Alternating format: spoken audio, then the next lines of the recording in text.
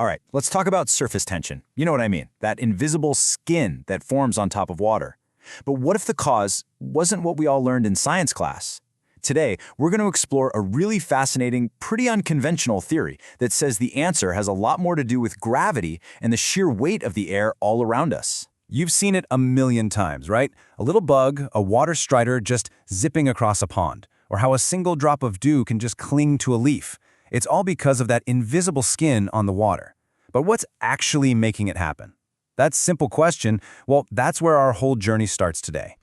So for this explainer, we're digging into one very specific source. It's a German text called Theorie der Wasseroberflächenspannung. Now, it's super important to be clear, our goal here is not to teach you textbook science. It's to unpack the unique arguments from this one particular text and just see how its perspective works. Okay, this brings us to the real meat of the argument. The author basically throws out the common explanation we all know and points to a totally different source for that tension on the water. So here it is, this is the main idea. The view you probably learned is that surface tension comes from inside the water, right? It's all about molecular attraction, molecules pulling on each other. Well, this source says, nope, it completely rejects that. Instead, it argues the tension comes from the outside, from these powerful external forces, gravity and air pressure, that are physically compressing the water. So let's break down that idea of external forces, starting with the first piece of the puzzle. It all comes down to gravity, but, and this is key, only when it's acting in what the source calls a closed space. So what in the world is a closed space? According to this text, it's really any kind of container that's holding water. It could be something small like a glass you're drinking from, or a little puddle in the ground, or something as massive as an entire ocean basin locked in between continents.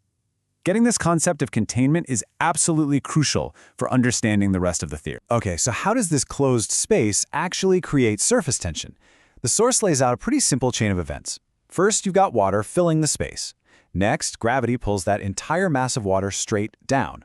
But since it's in a container, it has nowhere to go. It gets squeezed or compressed.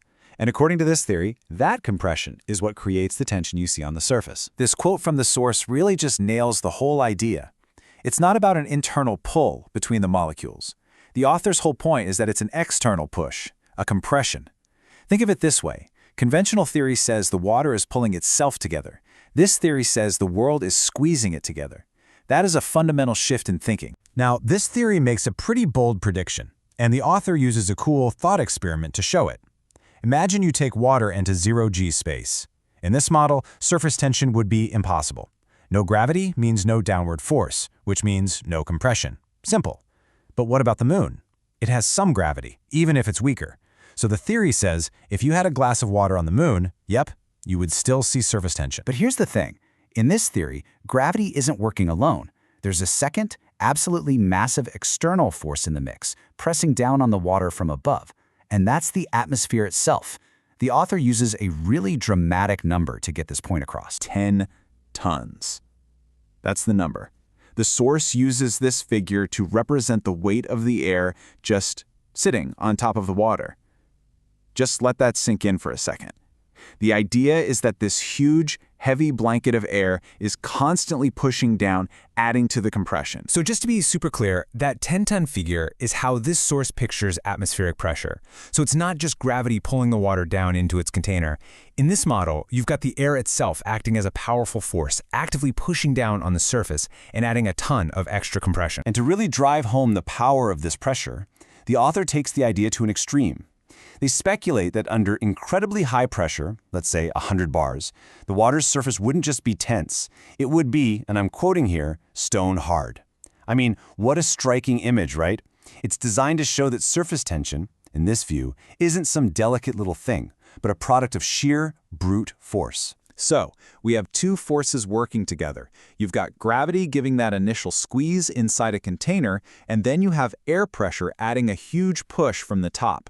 So let's put these two ideas together into this theory's final definition of what surface tension really is. So, when you boil it all down, this theory defines surface tension as a two-part system. It all kicks off with that baseline compression from gravity, holding the water in place. Then, that tension gets a massive boost. It gets amplified by the incredible weight of the atmosphere pressing down. It's gravity plus pressure working together. And that really brings us to the end of our look at this specific theory. Exploring an alternative idea like this, no matter what you think of its scientific standing, is so valuable because it makes us stop and re-examine the things we just assume are true. And it leaves us with an even bigger question.